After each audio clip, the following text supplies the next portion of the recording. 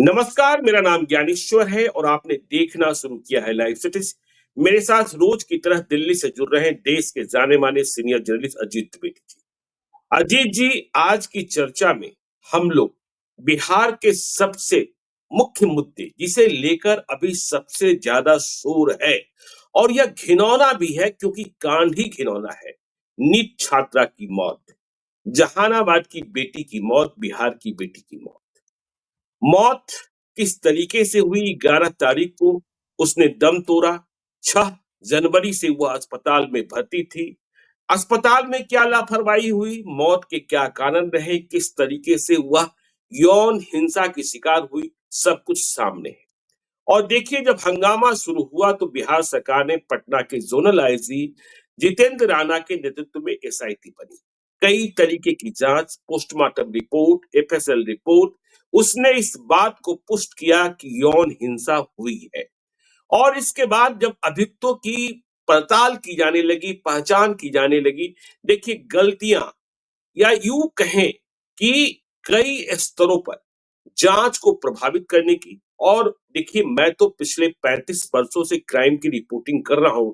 मैंने पहली बार देखा कि किसी क्राइम के इन्वेस्टिगेशन में या क्राइम की रिपोर्टिंग में जात घुस आई, किसी को बचाने के लिए, किसी को फंसाने के लिए, और तथ्यों को इधर से उधर पहुंचाया जाने लगा। देखिए, मुझे बड़ा दुख भी हुआ और इस कारण मैं कई दिनों तक चुप रहा क्योंकि सभी लोग क्राइम रिपोर्टिंग के विशेषज्ञ बन गए थे। खैर, उन पर मुझे कोई टिप्पणी नहीं करनी, लेकिन जब यह लगने लगा कि नहीं, कुछ हो सकता है, जो कल्प्रिट्स है वह पकड़े जा सकते हैं, लेकिन एसआईटी की रिपोर्ट में क्या आया नहीं आया यह बिहार के डीजीपी जानते होंगे, बिहार के होम मिनिस्टर सम्राट चौधरी जानते होंगे, लेकिन अंतिम रहस्य खुलता या कांड क्यों, कैसे, कहां प्रतिवेदित हुआ, इसकी जानकारी दी जाती, इसके पहले बिहार सरकार ने फैसला कर लिया। दबाव भी इतना अधिक बढ़ रहा था, इस बात का भय भी होगा कि जो हम बताएंगे वह सभी को स्वीकार्य नहीं होगा कि जांच सीबीआई करेगी। तो देखिए, जांच सीबीआई को देने का फैसला किया गया। सीबीआई की जांच कैसी होती रही है ऐसे मामलों में, हम लोगों ने पहले देखा है। चाहे शिल्पी गौतम का मसला हो, चाहे नबरूना का मसला हो, ऐसे अनेक कांड हैं कि जिसमें सीबीआई कोई निष्कर्ष नहीं निकाल पाई है, लीपापोती हुई है, क्लोजर रिपोर्ट लगे हैं, कहीं ऐसा न हो कि। तो देखिए, नीट मामले में जो कुछ हुआ, बहुत ही क्या कहें, निंदनीय घटना। और एक नाबालिग लड़की जो डॉक्टर बनने के सपने के साथ यहाँ आई और उसके साथ यह कुकर्म हो गया और पुलिस कुछ पता नहीं कर पाई। तो निट की बात करेंगे हम लोग, इसके साथ बात करेंगे, पॉलिटिकल यदि चर्चा होगी कि राजद ने, विधानसभा का सत्र शुरू होने वाला है, लोकसभा का सत्र भी, तो राजद ने फिर से विशेष राज्य के दर्जे की मांग शुरू की है। और इसके साथ ही जेडीयू के भीतर की हलचल भी बताएंगे कि आरसीपी सिंह के आने की जो आग है वह अब भी जली हुई है, धुआं शांत नहीं हुआ है। ललन सिंह और अन्य कईयों ने विरोध किया, श्रवण कुमार ने भी विरोध किया, लेकिन यह बात अभी खत्म नहीं हुई है कि उनकी एंट्री रोक दी गई है। तो सबसे पहले निट, देखिए, सीबीआई को जांच सौंप दी गई, कोई कल्प्रिट नहीं पकड़ा जा सका। हम यह कह सकते हैं कि जब तक सीबीआई जांच शुरू न कर दे, और सीबीआई के जांच शुरू करने का मतलब यह है कि फिर से शून्य से प्रारंभ होगा कि जो कल्प्रिट्स हैं उन्हें बहुत सारे मौके मिल गए। अस्पताल में क्या हुआ, पोस्टमार्टम में क्या हुआ, फिर रिपोर्ट्स कैसे आए, यह सब कुछ जो है। और फिर हमने कहा कि हमने पहली बार इस जो बहुत ही घिनौनी घटना है उसमें रिपोर्टिंग को भी जातीय रंग में, इसलिए मैं कई दिनों तक चुप रहा। मैं तो जो पोस्टमार्टम रिपोर्ट आई थी मैंने उसकी विवेचना की, उसके बाद जो इलाज हुआ था उसकी विवेचना की, लेकिन जब जातीय रंग चढ़ने लगा तो मुझे लगा कि इस केस को गुमराह करने की कोशिश की जा रही है। और आखिरकार वही हुआ कि बिहार पुलिस कुछ खोल नहीं पाई और दबाव इतना बढ़ा कि जांच सीबीआई को चल गई। अजीत जी। देखिए ज्ञानेश्वर जी, ये सचमुच बहुत दुखद है, बहुत शर्मिंदा करने वाली बात है। एक हम तमाम लोगों को एक अपराध बोध से भर देने वाली घटना है ये, कि कोई युवती, कोई छात्रा एक सपना लेकर के आती है पटना में और उसके साथ इस तरह की घटना होती है और फिर उस घटना पर पर्दा डालने की तमाम तरह की कोशिशें होती हैं, जाँच को गुमराह करने की कोशिश होती है, परिवार के लोगों को उसमें फँसाने की कोशिश होती है। 10 तरह की बातें हम तो जो खबरों में देख रहे थे, आजकल सोशल मीडिया का ज़माना है, वहाँ देख रहे थे, लोगों के बयान सुन रहे थे। और जो सबसे बड़ी बात ये निकल के आई एक तो कि उस छात्रा को न्याय कैसे मिले। बिल्कुल। और ये न्याय दिलाना इसलिए ज़रूरी है, उसको न्याय मिलना इसलिए ज़रूरी है, अपराधियों का पकड़ा जाना इसलिए ज़रूरी है, ताकि जो उस तरह के सपने लेकर के हज़ारों लाखों छात्राएँ निकलती हैं अपने घरों से, उनका हौसला बना रहे, उनकी बिल्कुल। हिम्मत बनी रहे, उनकी हिम्मत ना टूटे। जो लाखों माँ-बाप अपनी बेटियों को भेजते हैं बाहर पढ़ने के लिए, उनका यकीन कायम रहे, इसलिए इस अपराध का भंडाफोड़ होना ज़रूरी है, खुलासा हम्म, होना ज़रूरी है, अपराधियों का पकड़ा जाना ज़रूरी है, न्याय मिलना ज़रूरी है। अगर ऐसा नहीं होगा, तो हम लोग जानते हैं एक तो अपने आप इतनी कंज़र्वेटिव सोसाइटी है बिहार की, लोग गाँव से 10 तरह से हिचकते हैं, 10 कारणों से हिचकते हैं अपने बच्चों को बाहर भेजने में, अपने खास तौर से लड़कियों को, और वो भी नाबालिग लड़कियों को, कम उम्र की लड़कियों को। तो ये इसके लिए ज़रूरी है कि ये इस मामले में न्याय हो, और ये हर बिहार के हर व्यक्ति की ज़िम्मेदारी थी, चाहे वो पुलिस का व्यक्ति हो, या रिपोर्टिंग कर रहा व्यक्ति हो, या राजनीति कर रहे लोग हों। बिल्कुल। एक तो हमको पहला सबमिशन हमारा यही है। हम्म, दूसरी बात ज्ञानेश्वर जी, आपसे बेहतर जो अपराध का विश्लेषण कोई नहीं कर सकता है।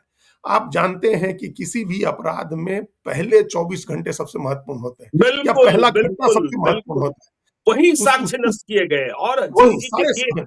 अजीत जी मुझे आश्चर्य हुआ। देखिए, मैंने कहा ना कि हर लोग क्राइम के ज्ञाता, मतलब क्राइम रिपोर्टिंग के, हुँ, क्रिमिनोलॉजी के, क्रिमिनल साइंस के, क्राइम साइंस के बन गए। हमने कल ही देखा, हम फिर हमारी बातचीत कई फोरेंसिक एक्सपर्ट से हुई कि लोग स्पर्म से हुँ। अभियुक्त की उम्र बताने लगे। मैंने इसे जानने वालों से पूछा कि क्या स्पर्म से अभियुक्त की उम्र की पहचान हो सकती है? उन्होंने कहा नहीं। स्पर्म कब, कैसे, इसके कई कारण हैं, वह उम्र नहीं बताता है।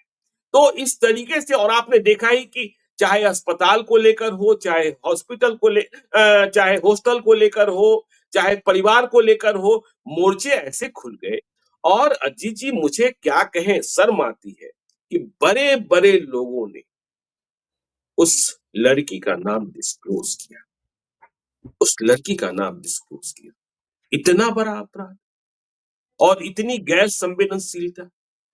हुँ? नहीं, ये तो क्या बड़ी गैर ज़िम्मेदाराना बात है। एक तो पता नहीं लोग आजकल लोगों को क्या हो गया है, मतलब क्या मिल रहा है? मामूली ट्रैक्शन मिल रहा है आपको, मामूली व्यूअरशिप मिल रही है आपको, मामूली लोगों के बीच आपकी बात जा रही है, और उसके लिए आप इस तरह के काम करते हैं जो न नैतिकता की कसौटी पर सही है, जो न कानून की कसौटी पर सही बे है। एक तो परिवार इस चीज़ को परसू नहीं कर रहा है, नहीं तो नाम डिस्क्लोज़ करने वाले तमाम लोगों के ऊपर ऐसी धारा में मुकदमे हो जाए कि ज़मानत नहीं मिले। बिल्कुल। लेकिन आप कानून का भी उल्लंघन कर रहे हैं, साधारण-सी बात, आपको कानून की जानकारी नहीं है, आप उसका भी उल्लंघन कर रहे हैं। तो पहला घंटा, उसके बाद पहले 24 घंटे सबसे महत्वपूर्ण होता है, पहला घंटा ही सबसे महत्वपूर्ण होता है सबूत वहाँ से इकट्ठा करने के लिए। नहीं नहीं तो अगर आप जो क्राइम की जगह है, जो वारदात की जगह है, उसको आपने टूरिस्ट प्लेस बना दिया, तो फिर उसके बाद क्या कोई सबूत जुटाएगा, बिल्कुल, और क्या बिल्कुल। उस पर तो जाँच होगी? तो ये जी, हुआ इस मामले में, सबूत कैसे जुटाए गए पता नहीं, तमाम तरह के सबूत उठाए गए या नहीं, या सबूत जो ही नहीं सबूत जुटाए उठाए गए ना, गए। पहले 3 दिन तो अजीत जी सबूत ही नहीं जुटाए गए। जो थाने की एसएचओ रही या फिर अस्पताल में, देखिए कितनी, क्या अब हम कहें कि अस्पताल में जब वह पहुँचती है, तो प्रेग्नेंसी टेस्ट हो जाती है, वह बेहोश रहती है। लेकिन आशंका इस बात की है कि लड़की ने जहर पान किया है या जहर पान कराया गया है। ड्रग स्क्रीनिंग टेस्ट, जिससे जहर की पहचान हो सकती है, जहर की मात्रा का पता चल सकता है, वह 3 दिनों के बाद होता है। जो कपड़े बताइए। हैं, जो रूम में जो अन्य साक्ष्य हैं, उन्हें 3 दिनों तक कोई देखनहार नहीं है। जिसे जो मर्ज़ी हुआ उसने नष्ट किया, चौपट किया, फैब्रिकेट किया, कुछ भी किया, जैसे किया वैसे किया। हाँ, तो अब फिर उसके बाद तो क्या बचता है? उसके बाद तो तमाम चीज़ें पॉल्यूटेड हो गई ना। ये बिल्कुल। ऐसा हम लोगों ने तमाम क्राइम थ्रिलर्स हम लोग देखते हैं, नॉवेल पढ़ते हैं, फ़िल्में देखते हैं, सीरीज़ देखिए, या रियल सेंस में, रियल टाइम में आप क्राइम को कवर करिए। ये दिखता है कि जैसे-जैसे समय बीतता है, सबूत पॉल्यूटेड होते जाते हैं, गवाहियाँ पॉल्यूटेड होती जाती हैं, रिपोर्टिंग पॉल्यूटेड होती जाती हैं। इस मामले में हम देख रहे हैं कि सारी चीज़ें पूरी तरह से पॉल्यूटेड हो गई हैं, सब प्रदूषण सारी दूषित हो गई हैं, सारी चीज़ें हुँ, दूषित हो गई हैं। एकदम एक ऐसा दुष्चक्र सा पड़ गया है, बन गया है, जिसमें वो परिवार फँसा हुआ है, उस छात्रा का परिवार फँसा हुआ है। और तमाम बिहार के तमाम जो दूसरी छात्राएं हैं उनका परिवार है वो देख रहा है कि ये क्या तमाशा हो रहा है। उसके बाद अब हम किसी की सफलता विफलता का आकलन अभी कैसे करें, चूंकि हम लोग के सामने कोई रिपोर्ट नहीं है, क्या नहीं, हम जांच हुई लोगों ने थी। कहा भी, हम लेकिन लोगों ने शुरुआत कहा, अजीत जी, हम लोगों ने पहले दिन से कहा पूरी जिम्मेवारी के साथ, चाहे बलात्कार पीड़िता हो, चाहे बलात्कार के अभियुक्त हो, जब तक वास्तविक पहचान न हो जाए, किसी को यह कह देना भी कि वह बलात्कारी है, यह भी अपराध है। तो हमने कहा कि भाई हाँ, उस दिशा में बढ़िए, लेकिन किसी को पहले दिन से आप बलात्कारी घोषित नहीं कर सकते हैं, चाहे वह कोई भी हो। और जब घोषित हो जाए तो उसे बचाना भी एक जुर्म है, जैसे साक्ष्य मिटाना यहाँ जुर्म था। नहीं, देखिए इस मामले में एक तो जो हॉस्टल है, जिस हॉस्टल जी, शंभू गर्ल्स हॉस्टल की जो बात हो रही है, सबसे पहले तो उसके जो लोग हैं, अगर उनके ऑनर्स हैं, वहां काम करने वाले दूसरे लोग हैं, उन तमाम लोगों को इस तरह के मामलों में पकड़ा जाना चाहिए। बिल्कुल। इसमें कोई संदेह, इसमें कोई इसमें क्या, इसमें इफ बट है। हम्म, यहाँ हम लोगों ने देखा है किसी तरह का नेग्लिजेंस का ही आरोप लग जाता है। किसी बिल्कुल। के, हमने दिल्ली में देखा है कि किराएदार आपने रखा हुआ है, अगर पंखा उसके सर पे गिर जाए तो मकान मालिक के ऊपर केस हो जाता है, मकान मालिक हम्म, को पकड़ लेती है पुलिस की, भाई आपके घर में ये घटना, ये हादसा हुआ है।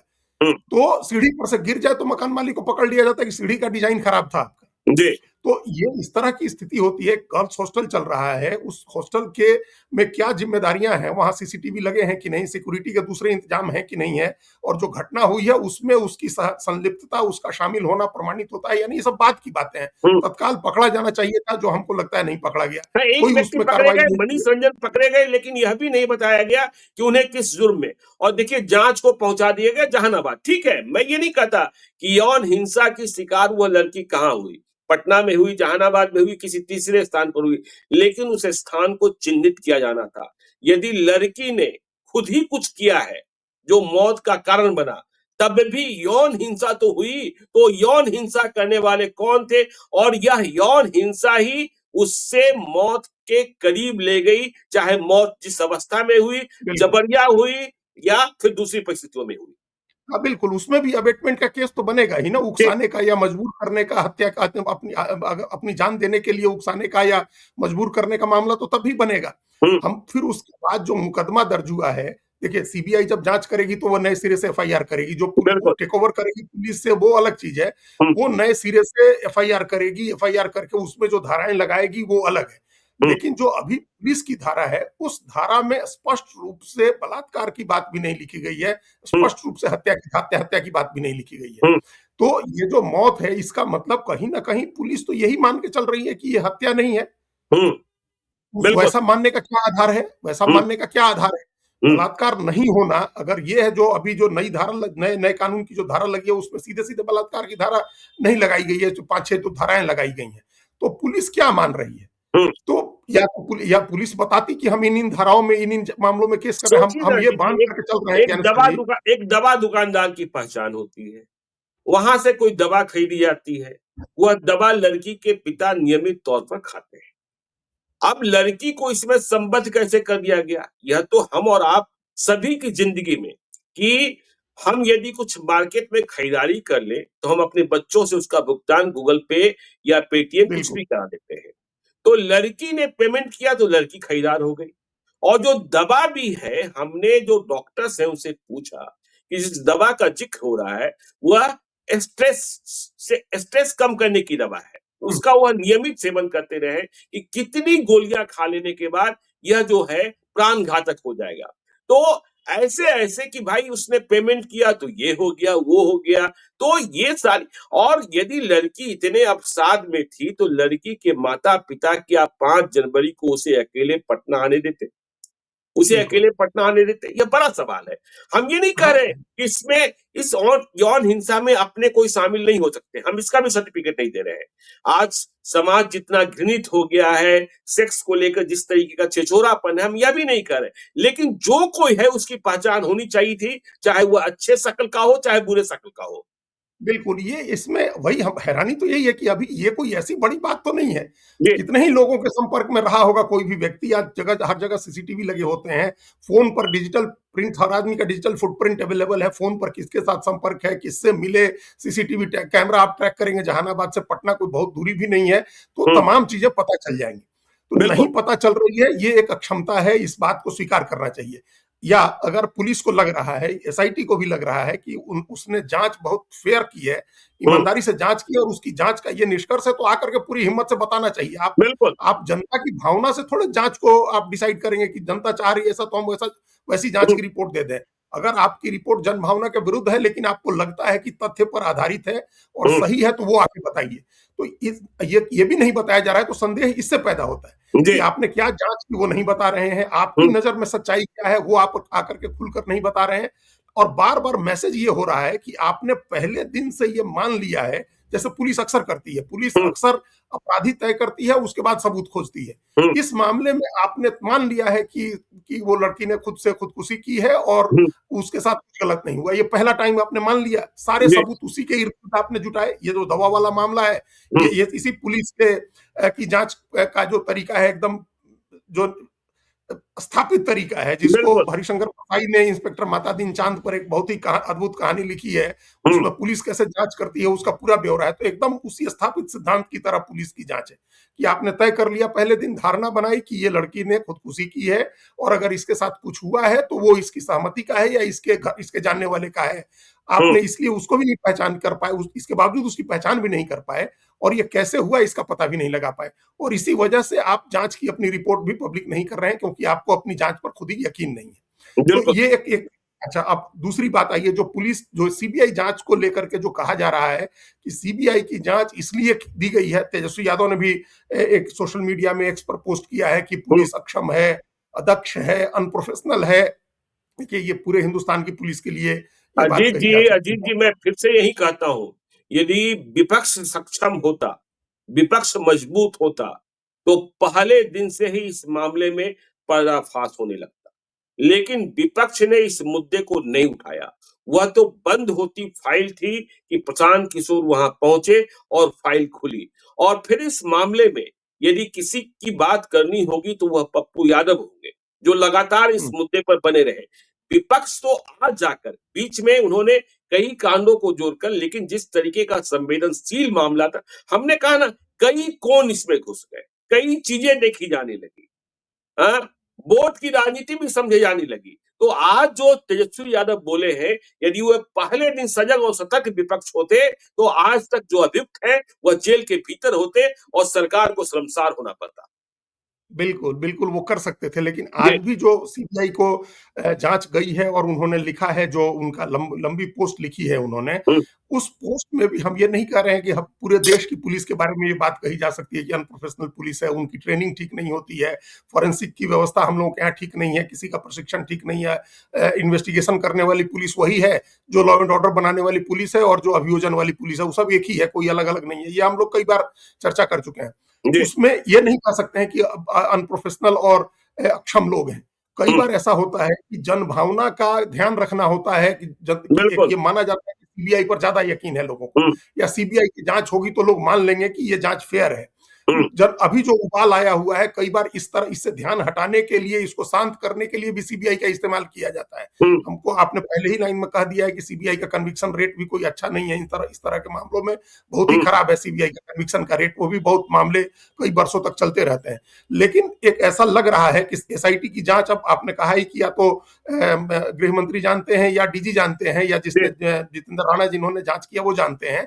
वो अगर सामने नहीं आए, तो फिर सब आदमी सीबीआई को यकीन करेगा जो सीबीआई करेगी। सीबीआई बिल्कुल। कहाँ तक, किस मुकाम तक ले जाती है जांच को, ये उस पर निर्भर करेगा। हुँ, लेकिन तेजस्वी यादव ने जो आज एक्स पर पोस्ट लिखा, उसमें आपने दो घटनाओं का जिक्र किया कि सीबीआई ने शिल्पी गौतम कांड में कैसे किया और नवारुणा केस में कैसे किया। हुँ, तेजस्वी यादव ने सिर्फ नवारुणा केस का जिक्र किया है, हुँ, उन्होंने पहले वाले का जिक्र नहीं किया है। पहले जी। वाला चूंकि उस समय उनके माता राजग की पिता की सरकार थी। सरकार थी, जी। तो उसका जिक्र उन्होंने नहीं किया है। वो बड़ी हुँ, होशियारी से उसको निकाल ले गए, यहाँ राजनीति करने से कोई बाज नहीं आ रहा है। हुँ, तो अब सीबीआई ने एक केस में फेल हो गई सीबीआई, इसका ये मतलब नहीं है कि दूसरे केस में भी फेल ही हो जाएगी। हुँ, ये भी नहीं मान लेना चाहिए। अभी इसका मतलब, अभी जिस तरह का उबाल वहां सोसाइटी में आया हुआ है और जिस तरह के आरोप पुलिस के ऊपर लगाए जा रहे हैं उस छात्रा के परिवार की तरफ से, इसका ये मतलब है जो हमने पहले कहा कि जांच पोल्यूटेड हो गई है। अब हुँ, पुलिस कुछ भी करेगी तो लोग उस पर यकीन नहीं करेंगे। जब बिल्कुल। तक जिसके सबके मन लायक फैसला तो नहीं आ सकता है। नहीं आ हो सकता। सकता है कि पुलिस नहीं, अब तो पुलिस का ऐसा फैसला हो सकता है, ऐसी जांच हो सकती है जो जो छात्रा के परिवार को नहीं पसंद आए। हम्म। कोई फैसला ऐसा हो सकता है जो हॉस्टल के मालिक लोग हैं उनको पसंद नहीं आए, हम्म। या जो दूसरे पक्ष हैं उनको पसंद नहीं आए। बहुत सारे पत्रकारों ने अपने को इतना दांव पर लगा दिया है कि अगर उन्हीं को फैसला पसंद नहीं आया तो वही पुलिस के खिलाफ मोर्चा खोल दें। तो समस्या ये तो किसी यही हो को गई ना, इतनी खेमेबाजी हो गई, क्राइम रिपोर्टिंग हो ही नहीं रही थी, जातीय हम्म, रिपोर्टिंग हो रही थी। बिल्कुल। तो उसमें अगर उन्हीं लोगों को फैसला पसंद नहीं आया तो वही पुलिस को कटघरे में खड़ा कर दें, जांच के हम्म। खिलाफ माहौल बना दें। तो इतना पोल्यूटेड हो गया सीन इस मामले में पूरा कि सीबीआई को देना एक सेफ तरीका हो गया पुलिस के लिए। अब सीधे जब डीजीपी के ऊपर आरोप लगा दे, मान लीजिए छात्रा के परिवार के लोग, तो हम्म। उसके बाद क्या बचता है? उसके बाद किसकी जांच पर किसको यकीन रहेगा? तो बिल्कुल। ये ठीक है कि बिहार सरकार ने रिकमेंड किया, भारत सरकार उसको मान ले, होम मिनिस्ट्री की तरफ से उसका वो स्वीकार कर लिया जाए, सीबीआई केस शुरू करे। ये हम लोग उम्मीद करें कि सीबीआई जो नई एफआईआर दर्ज करे, उस एफआईआर में हत्या और बलात्कार का मामला दर्ज हो। चूंकि मृत्यु हम्म। हुई है, तो ये हम्म। मृत्यु का प्रयास क्या होता है? ये जो मुकदमा है उसमें यह है कि हत्या का प्रयास है। जी। तो हत्या के प्रयास का आपने मुकदमा किया तो मृत्यु तो हो गई। बिल्कुल। तो मृत्यु हो गई तो हत्या का मामला हो गया ना। जी। तो ये हत्या का मामला दर्ज हो, यौन हिंसा का मामला है, वो बलात्कार का केस दर्ज हो, ये 2 केसेस और होने चाहिए पॉक्सो में हैं। हो ना, अब तो पॉक्सो में करना होगा। पॉक्सो में, वही जी। पॉक्सो में करना होगा। जब जब लड़की की उम्र 17.5 साल से भी कम है तो पॉक्सो हम्म। उसमें धारा हम्म। लगनी चाहिए है, तब फिर जांच का में कई और दूसरे पहलू जुड़ जाते हैं। और अगर इस पूरे जांच में सीसीटीवी के फुटेज वाइप आउट करने का मामला हो, सबूत मिटाने का मामला हो, गुमराह करने का मामला हो, ऐसे तमाम धाराएं लगा करके उन सब लोगों के ऊपर कार्रवाई करनी चाहिए है। सीबीआई को एक मिसाल बनानी चाहिए है बिहार में, ताकि इस तरह की घटनाएं फिर नहीं हो तो इस तरह की रिपोर्टिंग, इस तरह का सीन को पोल्यूट करने का काम नहीं हो। ये चल। सीबीआई को अब जी। भरोसा बहाल करना है बिहार के लोगों का। बिहार जी। के लोगों का, तमाम छात्राओं का जो पढ़ने निकल रही हैं, उनके अभिभावकों का, परिजनों का, और बिहार के बाहर जो जिस तरह का माहौल बना है बिहार को लेकर के, उन सब पर भरोसा बहाल करने का काम अब सीबीआई को करना है।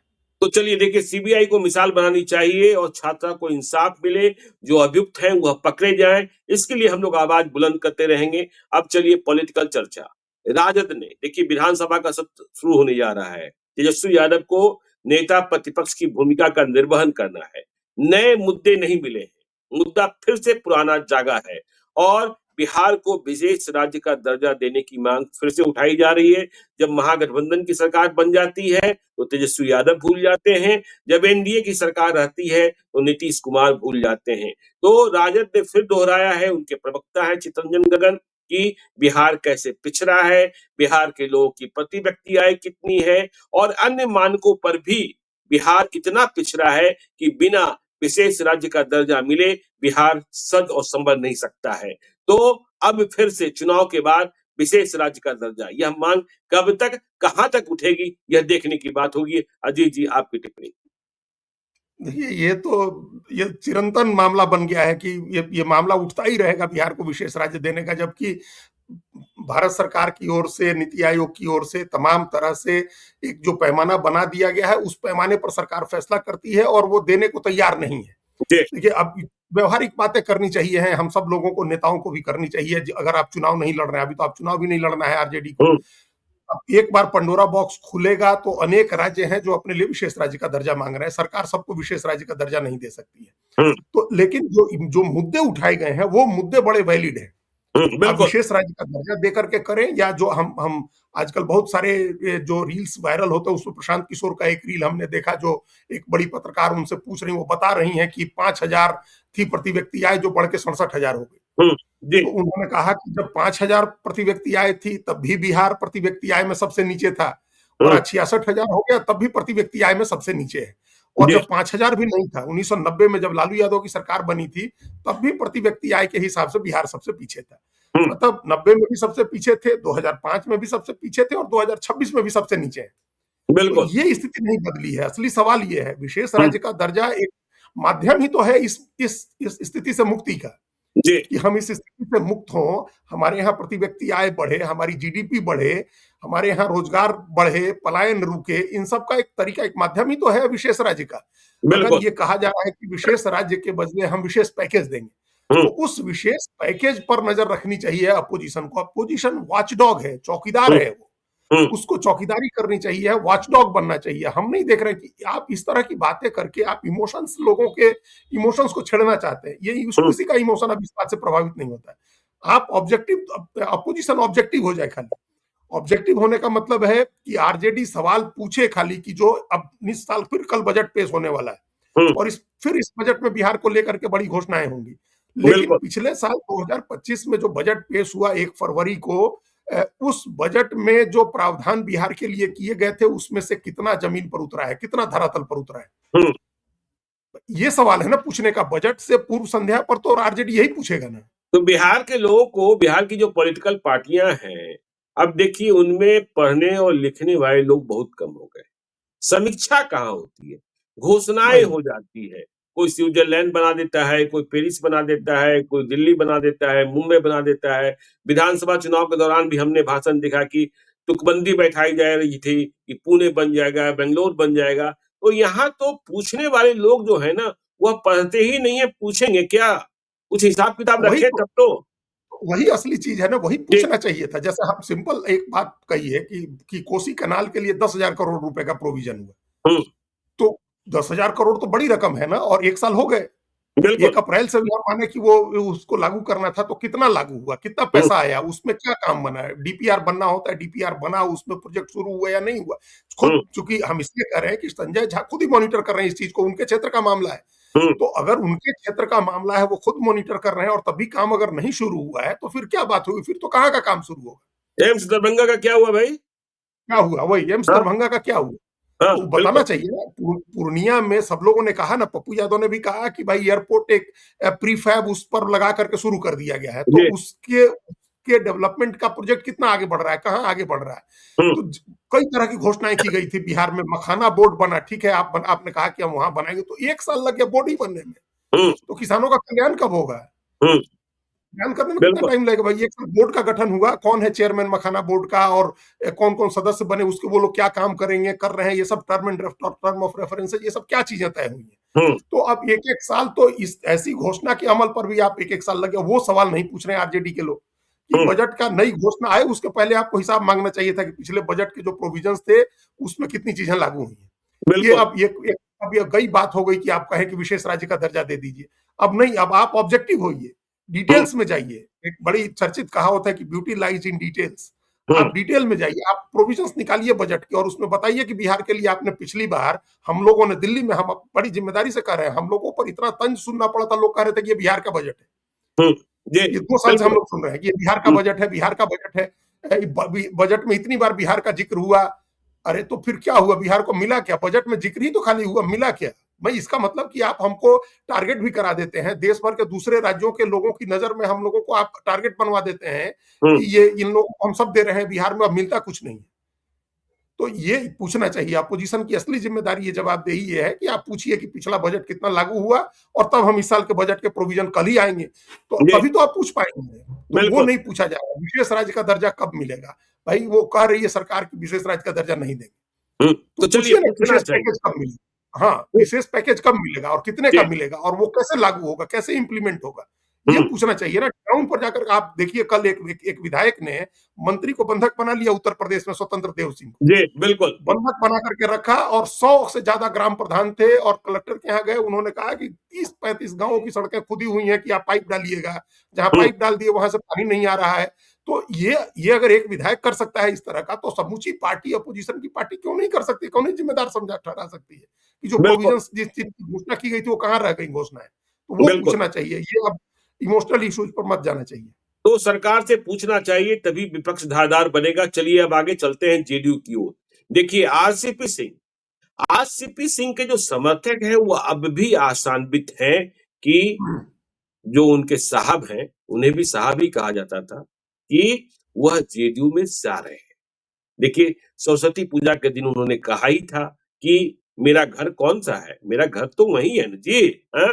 तो वे जा रहे हैं, लेकिन ललन सिंह का विरोध, श्रवण कुमार का विरोध, लेकिन जो इनर सर्किल के कुछ लोग हैं वह इस घमासान के बीच आरसीपी सिंह को लाने का प्रयास भी कर रहे हैं।